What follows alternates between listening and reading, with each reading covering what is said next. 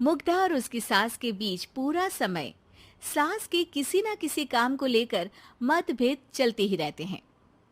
बहू, ओ बहू, जरा चाय बना दे।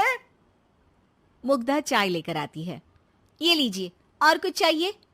अरे नहीं, बस चाय पीने का मन था। जाओ, तुम दूसरा काम करो। चाय पीने के थोड़ी देर बाद सास दोबारा मुग्धा को आवाज लगाती है।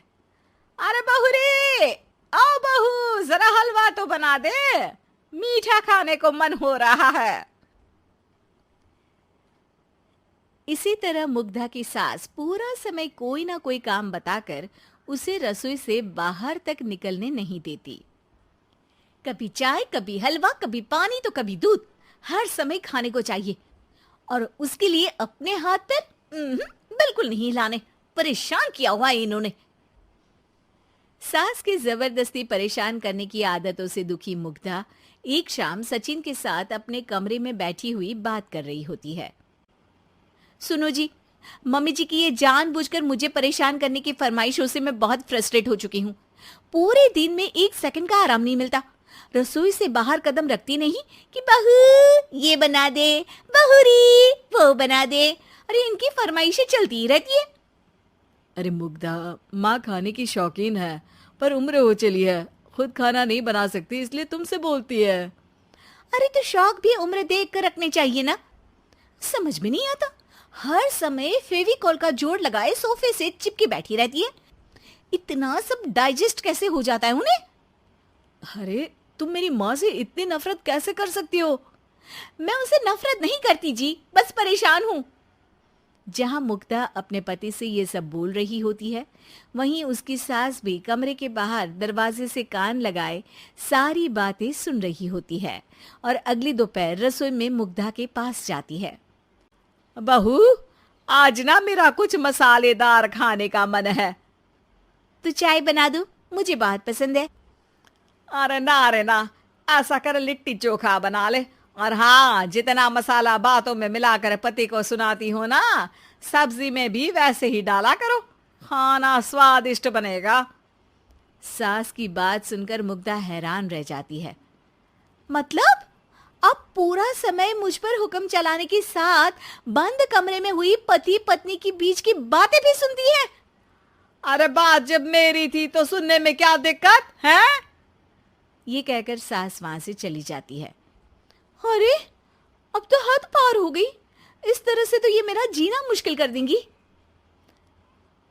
मुग्धा सास की हरकतों से परेशान उसका हल सोचने लगती है और इसी तरह कुछ दिन बीत जाते हैं, जिसमें सास का जन्मदिन आता है। मुग्धा बहुत खुशी के साथ अपनी सास को एंड्रॉयड मोबाइल गिफ्ट करती है। मम्मी, आपको सबसे बात करने के लिए बहुत दिक्कत होती है ना? कभी सचिन तो कभी मुझे बोलना पड़ता है, पर इस मोबाइल से आपको कोई दिक्कत नहीं होगी। एक जगह बैठे बैठे बहुत कुछ कर सकती हैं अब आप। मोबाइल देख सासू माँ खुश हो जाती है, पर उसे इस्तेमाल करना तो आता नहीं, इसलिए साइड में रख देती है। जिसे देख मुग्धा घर का सारा काम छोड़ मोबाइल सेट कर सास को इस्तेमाल करना सिखाने लगती है, जिसके बाद अब सास पूरा समय मोबाइल में ही लगी रहती है। हाय, जब से मम्मी को मोबाइल मिला है मेरी लाइफ में कितनी शांति आई है। अच्छा है, इसी तरह बिजी रहे तो मैं भी सुकून की जिंदगी जी पाऊंगी। अब मुग्धा जब मन करे काम करना, जैसा चाहे वैसा खाना बनाकर खाना, पूरा समय रिलैक्स और खुश रहने लगती है। क्या बात है, आजकल तुम बहुत चहक रही हो। अरे मम्मी जी से छुटकारा जो मिला है, अब ना फरमाइशें ना छुप छुप कर बातें सुनना। अच्छा, तो मोबाइल गिफ्ट करने की ये स्कीम थी।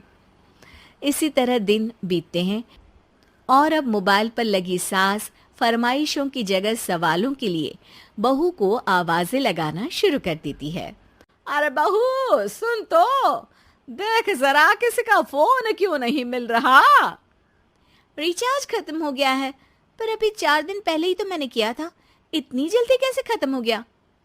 अरे मैंने कल तेरी कनाडा वाली मौसी सास से 3 घंटे बात की थी ना। क्या? इतना महंगा तो मोबाइल भी नहीं आया जितना महंगा इसका रिचार्ज पड़ रहा है। इसके बाद तो जैसे मुग्धा के दिन के 24 घंटे में से 20 घंटे सास के पास उनके मोबाइल रिलेटेड प्रॉब्लम सॉल्व करने की ड्यूटी ही बन जाती है। अरे मुग्धा, ये मोबाइल में अचानक तेरी मौसी सास की शक्ल क्यों दिखने लगी? और ये तो हिल भी रही है। मम्मी, ये गूगल डुओ का वीडियो कॉल है।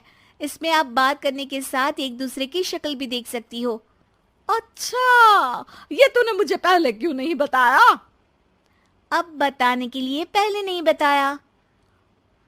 इसी बीच सचिन भी वहां आ जाता है और सास अपनी वीडियो कॉल में बिजी हो जाती है। क्यों, सास बहू में क्या गपशप चल रही है? इसे गपशप नहीं, दिमाग का दही होना बोलते हैं। पर तुम तो मम्मी को मोबाइल देकर बहुत खुश थी, फिर क्या हुआ? हाँ, उसका सुकून भी कुछ ही दिन मिला। अब घर के टंटे खत्म हुए तो मोबाइल की टिंग टिंग शुरू हो गई। देखो भाई, कुछ पाने के लिए कुछ खोना तो पड़ता है।